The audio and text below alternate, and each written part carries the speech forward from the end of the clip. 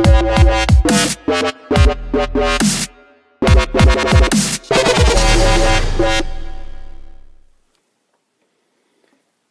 everybody, I am live. My name is Andrew Thomas, and I am live on the Youngry page. Excited to be here. Can't wait to share my entrepreneurial journey, lessons learned from crowdfunding, Internet of Things. So definitely excited to jump in.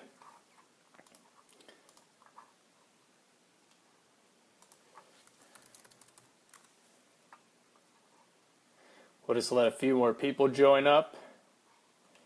And be sure to know that you can ask questions right into this live chat. I'm here to answer your questions.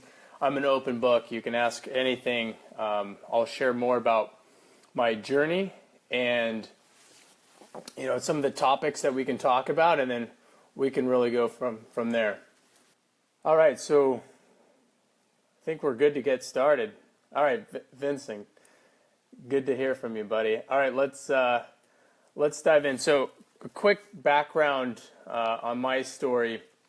I'm one of the founders of Skybell. Skybell is a video doorbell that allows you to see who's at your door from your phone. So, we're an Internet of Things company. We're partnered with many of the great Internet of Things companies like Amazon Echo, Google Nest, Honeywell, Alarm.com, and the journey here is pretty exciting. 3.5 years ago, we started this company. We had an idea for a video doorbell, and we did not have any access to funding. People just weren't excited about funding a video doorbell, and so we went to Indiegogo. We started a crowdfunding campaign, and we raised $600,000 in 30 days. So right away, we knew we had a great idea. We knew that this was an idea, a product that people really wanted. And so we basically used it as a launch pad for the company. So we raised that $600,000, and then we just made the product and shipped it. So we shipped 4 months after our Indiegogo campaign, and then a couple months later we were included in the Apple HomeKit announcement, which was incredible. And then, man, it's just been a hard journey ever since. A hard journey, but an exciting journey. So fast forward to today, we're partnered with Honeywell, Alarm.com, Monitronics, Amazon Echo, Nest. It's just been a tremendous story. But I'm here excited to talk about the good, the bad, and the ugly for that process. I'm here to answer questions you might have about Internet of Things or crowdfunding or growing revenue. One of the big things people don't know about Skybell is we didn't just go and start and put up Facebook ads. We actually went the B2B route and formed some great distribution and partnership deals, and that's how we've grown some revenue. So, Encore, it's great to have you here. Osh, great to see you chime in. Vincent, I saw your question about why we got into the Internet of Things, let's see. So, equity crowdfunding and its future. So, I don't have enough good things to say about crowdfunding, period. Equity or perk-based. I probably wouldn't be here today if it wasn't for Indiegogo. When we did our crowdfunding campaign, like I told you, nobody wanted to give us money. They said you didn't have customers, you didn't have an idea, a validation for your idea. They said we had no traction, we had no press. Well, we went to Indiegogo and we did a campaign, and in 30 days, we raised $600,000 from 4,250 people in 53 countries who voted with their wallets. They said that we like this idea enough to back you before it even exists. So there's your product or idea validation. We also got thousands of comments from our customers saying, I want this, I don't want this feature. And so we had all this feedback about how to make the product right the first time. And then the press, on the first or second day we were on Engadget. By the third day or fourth day we were on TechCrunch. By the, I think, sixth day, Fast Company called us an Indiegogo sensation. So I'll tell you, there's nothing better. If you're a hardware company or a startup looking to get started, you got to look at crowdfunding. You got to look at Indiegogo. You got to look at Kickstarter. You got to look at ways to use equity crowdfunding. I think it is the future. I think the democratization of funding is so exciting in today's world. It's never been easier to start a company, and equity crowdfunding and regular crowdfunding are just tools at your disposal that you can use to launch your business. And one last thing on crowdfunding that is important to note. It's not just a funding vehicle. It's a go-to-market strategy. You're actually doing both at the same time. You're funding your business, but for the reasons I mentioned, you're actually getting customers, you're getting press, you're building a community, you're engaging your audience, you're validating your idea. These are all things you do when you go to market. So look at it as a hugely effective launch pad for starting your business. So Youngry's got a question. How do we decide on IoT? We didn't. We decided on an idea. 3 years ago, IoT is not what it is today. And that's important. We didn't do something to hop on a trend. We built a Sky Bell. I've got one right here, actually. It's a video doorbell. The idea is you could see who's at your door from your phone. And this is important because it adds easy home security, so you can always know who's there. Friend or foe, you want to know who's at your door. That was a good idea whether or not the Internet of Things took off. And at the time, only Nest had traction with their thermostat. Maybe Dropcam had come out. There wasn't a lot of buzz around IoT. And my advice to young and hungry entrepreneurs is follow what feels good. Don't just follow some trend. Like bots are going to be huge this year. If you're not into bots, don't start a bot company. Stay tapped in and tuned into what you believe in, what you're passionate about, what feels good to you, and go serve a real purpose. When we started Skybell, everybody was focused on owning the entire home, right? The hub that connects the smart lights to the smart locks to the smart outlet plugs. We weren't concerned about that. We knew that people weren't going to wake up and say, oh my God, I think I need a smart home. I need to spend $1,000 immediately and connect everything in my life. Our hypothesis was no, people want a single product that performs a function extremely well. They want to hire your product to solve a problem. That's it. And so that's what we focused on. And now we're grateful that IoT has become a big thing. So Vanessa, you've got a great question. What was the biggest struggle that I've had along the way? Oh, Mohira, my cousin. How are you, man? Great to see you in here. Vanessa, so you had a question. What's the biggest struggle that you experienced as an entrepreneur, and what have you learned from it? That is, such a great question. There were so many stories along the way. One thing about me and my journey that not a lot of folks know is that before I became an entrepreneur, I was actually a financial planner, and I was actually quite depressed, and I wasn't living the life that I wanted to live. And every day I would go to TechCrunch and I would read TechCrunch and say, all of the entrepreneurs have something I don't. They're either smarter than me, they have more money, they've got good ideas, but there's something different between me and them. And that isolation and separation wasn't healthy. And so I actually took 2 years off. I quit my job. I gave all my clients to somebody else. And I dove deep into knowing myself. And that's the struggle that you have as an entrepreneur, is staying tapped into who you are, truly knowing yourself. And when I dove in and figured that out, I realized I wanted to be a tech entrepreneur, I was worthy of being a tech entrepreneur, and I could do it too. And shortly after that process is when Joe, my co-founder, came to me with the idea for Skybell and said, do you want to start this thing? We said, yeah, let's do it. And then we went on crowdfunding. And the important and crazy thing that happened is, like I mentioned, on the third or fourth day of our campaign, we were covered on TechCrunch. And my photo and my name was on TechCrunch. So in about the span of 3 years, I went from being a depressed financial planner who said he would never be on TechCrunch to being a tech entrepreneur covered on TechCrunch. So I say that because that's what's possible. And as an entrepreneur, you got to be mentally fit. You got to be mentally and emotionally fit, right, to survive. If you don't work, your company's not going to work. And so my advice and what I've learned from this process is it's all about knowing yourself. When you are tapping into your purpose and your mission and you are aligned with it, you have the fuel and the vision and the belief necessary to create a great company and to make good decisions along the way. And if you operate from a place of fear and anxiety and lack, you're not going to make good decisions for your company. And so the amount of time and energy you put into knowing yourself and to meditating and to asking questions like, what is my purpose? Who do I need to become in order to serve that purpose? The degree you do that is the degree to which you'll have success as an entrepreneur.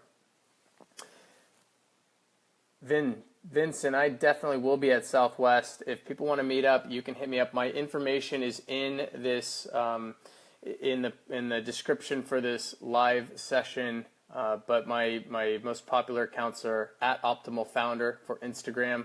On Twitter, I'm at AP Thomas. You can also message me on LinkedIn. I'll be there Saturday, Sunday, and I'm leaving Monday. But looking forward to it. South by is such a great time. For any entrepreneurs out there, I encourage you, don't buy the pass. Just go. Go to Austin and meet people. Social capital, meeting people, saying yes to things allows you to bring the serendipity you need to make things happen. So there's a great question here. 3 books I recommend all entrepreneurs read. Big time. The first one is How to Win Friends and Influence People by Dale Carnegie. I am so grateful. My younger brother told me to read this book, and it has helped change my life. I've read it 14 times. I don't know if this is true or not, but my brother told me Warren Buffett read it 14 times. And so I said, or 15 times. So I said, if Warren Buffett reads it 15 times, I better at least read it 15 times. So I'm one final read away from matching that goal. But I read it every quarter.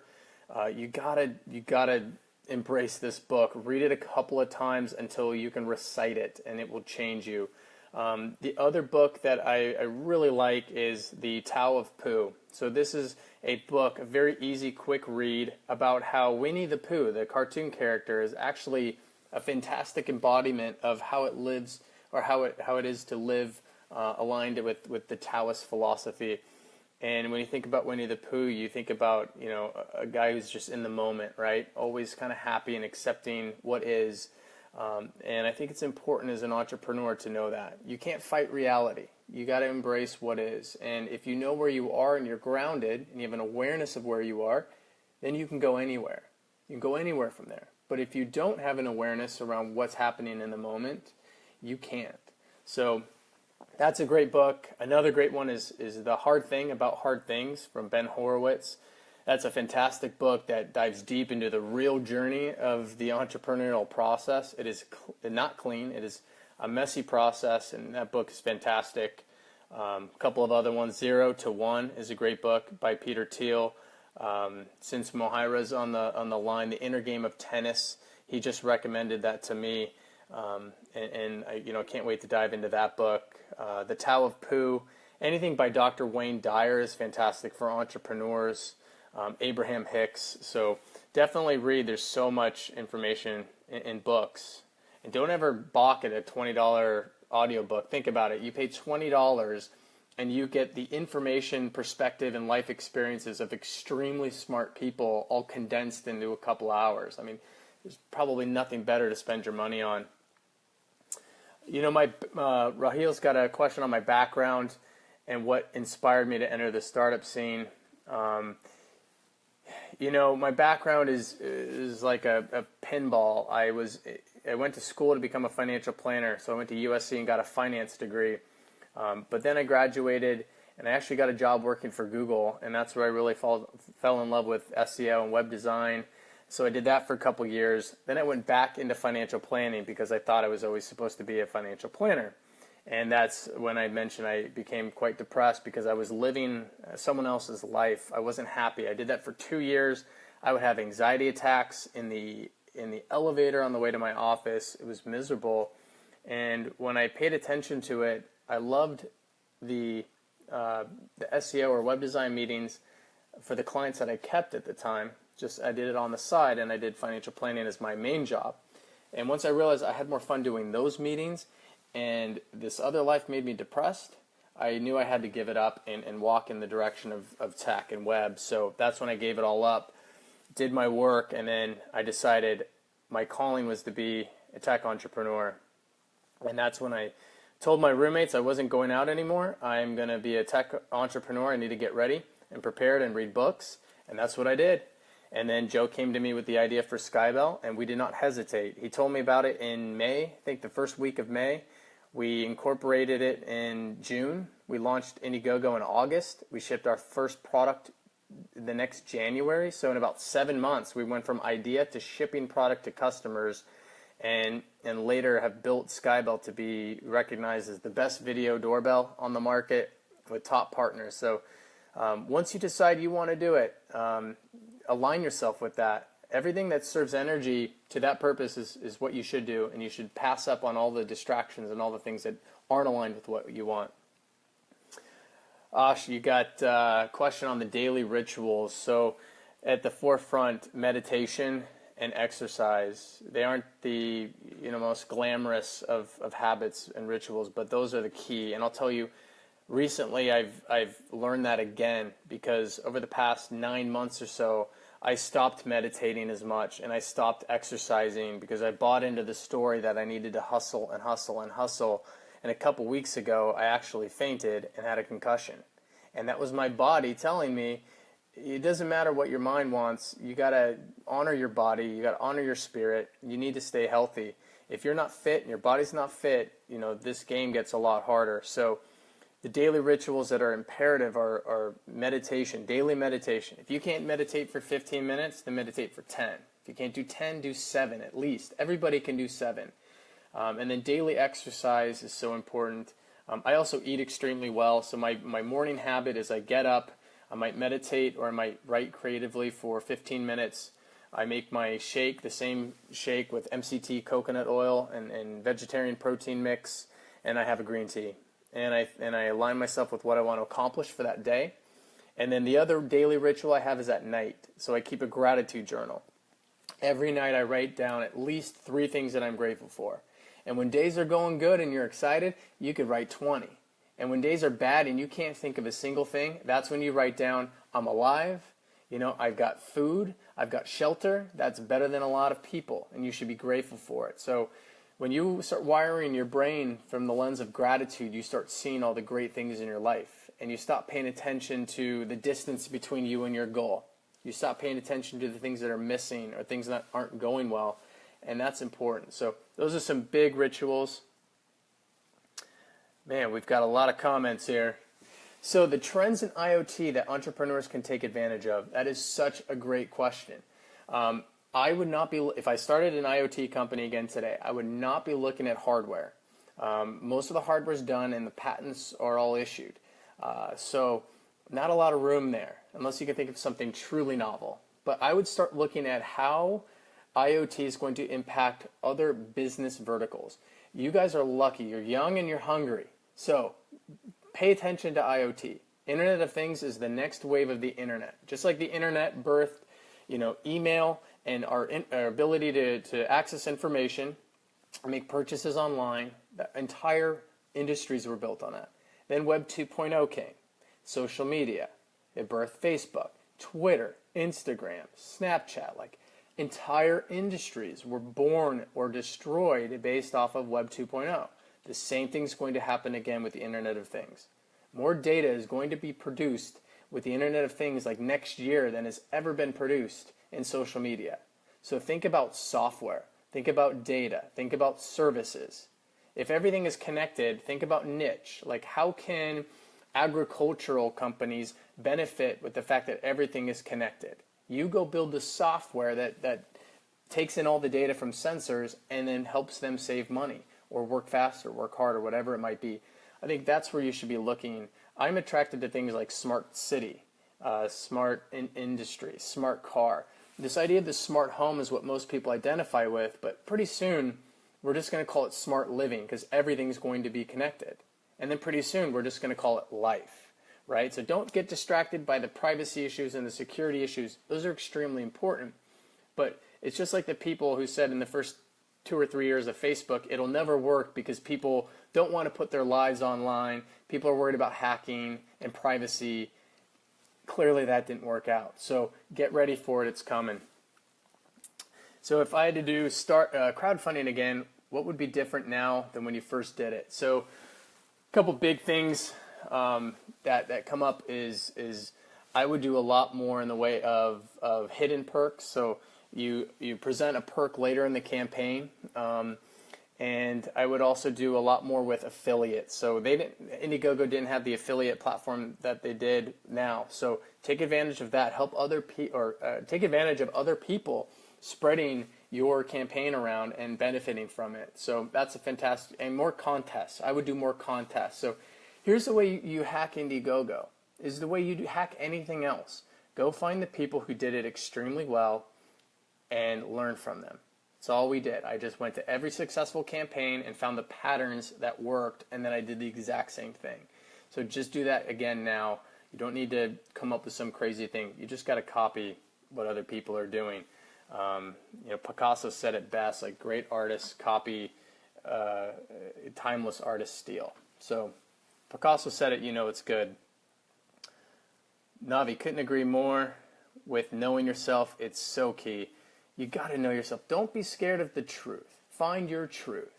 You feel anxious because you're not aligned with your truth. When you get aligned with it, things become a lot better. It's never going to go away, right? We're always growing. We're always evolving, but it just gets easier. What were the key techniques in which you strengthened your mind and spirit during these hard times? How did you get to know yourself? That was a process of a lot of meditation. You've got to learn to ask good questions. What is serving me? What is not serving me? Meditation was key, but reading. I consumed books on Taoism, quantum physics, energy. Religion and spirituality aside, it feels like there's a divinity that moves through this universe, and exploring those concepts and exploring how that might impact you, it's really important. Law of attraction, like intention. Stoicism is very good. Read as much as you can. And for me, it started with Dr. Wayne Dyer and an audiobook called, I think it's called Making Your Thoughts Work for You. And then I got over to Abraham Hicks. I read stuff by Kurt Blackson.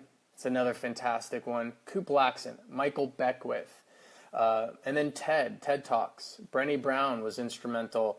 The most underrated TED Talk, in my opinion, is Tandy Newton, the actress. She has a brilliant TED Talk. It's so good. Just you got to immerse yourself daily in this stuff.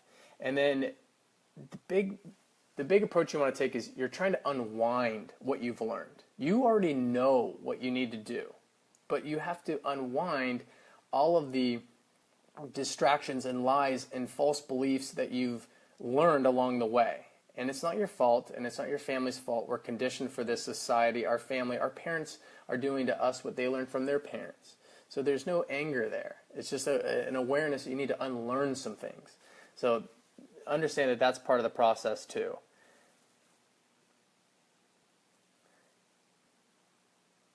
So Mohira's asking, can you touch on daily, weekly habits?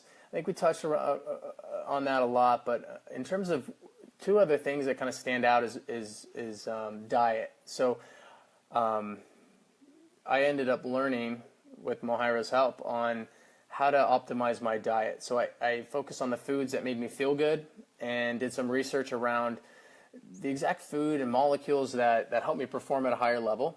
So it was all about diet, removing things like carbs. Probably 90% of my carbs I cut. I increased my fat. I increased my veggie content big time. But know that what worked for me may not work for you. So you got to test it out and work with somebody to find what works for you. I also hacked my sleep. So blackout blinds, earplugs, earthing mats. Do research. Find out how you can sleep more optimally so that you can get less of it and learn and live and work out. So that's always a great stuff. And then exercising. So instead of working out for like an hour like I used to, I ended up learning how to adopt high-intensity interval training and Tabata style workouts. And I was able to get crazy fit off of 30 minutes a workout 3 times a week. So that was really big in sort of helping me become a better, more successful entrepreneur. And you need to be fit. You need to be healthy. Healthy is the key here, because if you're not going to survive the work schedules. You're not going to survive that anxiety. And whether it's your body or it's your mind or your spirit or your diet, you've got to do it regularly, right? You can't just go to the gym and put up 200 pounds on a bench press, right? You need to do it daily. And the other thing is, if you find yourself slipping, if you miss a workout and you've been working out for a long time, it's okay, right? But if you stop for a long time, it's a problem. So the same thing with like meditation. You got to do it more often than not, right? It's that way you stay fit. Jay, how you doing? We got a good question here around podcasts, live Q&A. We're always active on social media. So my thoughts on social media is it's about giving back, right? So you have the opportunity to share information with other people. You should be doing it. You have the opportunity to uplift other people. You should be doing it. And so a lot of the content I do on LinkedIn, my writing, I have a column on Inc. called The Mindful Entrepreneur, Inc.com.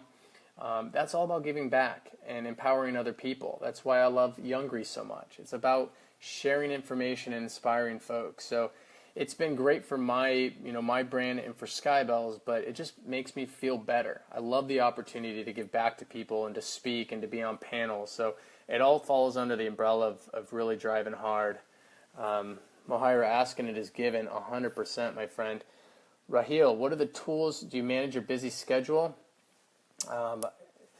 Just a Google Calendar. My thoughts on busy schedules is you have to block time. So I don't book anything before 10 a.m. That is my time.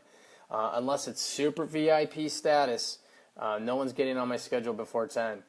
And that's what you got to do, is protect it. And also schedule time to think and listen. Don't always be doing. You need to listen. Great ideas will come to you, but if you're working just to hustle, you're not going to hear them, right? And a big thing on hustle, I know it's fashionable and it's exciting to talk about how much we hustle, but hustling yourself into the ground isn't going to help you. You need to stop and smell roses. You need to stop and be grateful. Stop and think and rest, right? You can't just go all the time. And the other thing about hustling is you need an awareness. If you're going to hustle in this direction and you should be going in this direction, hustling to get there 2 times faster isn't going to help you, right? So you want awareness as much as you want hustle, in my opinion. Thank you for all the compliments, all the kind words. I truly appreciate it. It's wonderful to be here. We only got 1 minute. I would just say that the key is to know yourself, and the key is to feel worthy about stepping in the direction of what you want. And you don't have to get there tomorrow. My process took 6 years. I was once a financial planner, right? So just take it a day at a time. But you got to know yourself. You got to have an awareness over where you want to go. And someone asked me for a quote. Some of my favorite quotes is, you can get anywhere from here as long as you're here. What that means is, you have an awareness of who you are and where you are right now, you can go anywhere. But if you don't know who you are, you can't go anywhere. You're not going to have any success whatsoever. So you can get anywhere from here as long as you're here. The other one I love from Dr. Wayne Dyer is we become what we think about all day long. And that means our conscious thoughts, but more importantly, it means our subconscious thoughts, right? So our subconscious is deeper than our conscious mind. And so if you just consciously say, I want more success, or I want to start a business, or I want to be on Forbes, or whatever. If your subconscious, the deeper part, is saying, I'll never be on Forbes, I'm not good enough, I don't deserve this, people are going to laugh at me, it's not going to come. That's why you got to know yourself and dive deep and get into your subconscious and train the subconscious so that your whole being is aligned with those conscious things that you want. And then the other thing to note here, and I learned this from Coot Blackson and Michael Beckwith, is the questions you are asking yourself are really important. So you can't say, I want to reach $100,000 in salary, or I want to reach $2 million for my business. And then the questions you're asking are, why do bad things happen to me? Or why can't I do this? Or why aren't I smarter like somebody else? your questions have to align too. So your question should be, what do I need to become to realize those goals, right? What is serving me? What is not serving me, right? What is trying to flow through me? What message? What purpose? You got to watch yourself. Your questions are just as important as the thoughts and intentions that you're making. So I think we're at time. The Youngry team, do you want me to shut this down, or you want me to keep this thing going? Just hit me up on a comment, and I'll see if I can't get through some of these other ones. What traits do I look for in co-founders and key team members? I look for alignment. I look for who feels good, who I can trust. You've got to be very careful about your co-founders, right? It's like getting married to somebody. In fact, a lot of people say it's easier to get divorced than it is to break up with a co-founder. So you got to make sure you're aligned. You got to make sure that it's someone you can argue with and talk with, because if both of you agree all the time, one of you isn't needed. So you want someone with complementary skills, but you need someone who holds you accountable. You need someone who's going to bring out the best in you. You need someone who you can argue with. Like my co-founders and I, we get in arguments and we fight like family, but the key is that we're family. So that's what it's all about. All right, everybody, I was thrilled to be here. You can find me with the information below, but if you want to catch me online, I'm on Instagram, I'm at Optimal Founder. Twitter, I'm at AP Thomas. You can find me on LinkedIn, of course. Ask me any questions. Happy to answer some more. And again, so excited to be here. Wishing everybody the best. Take care.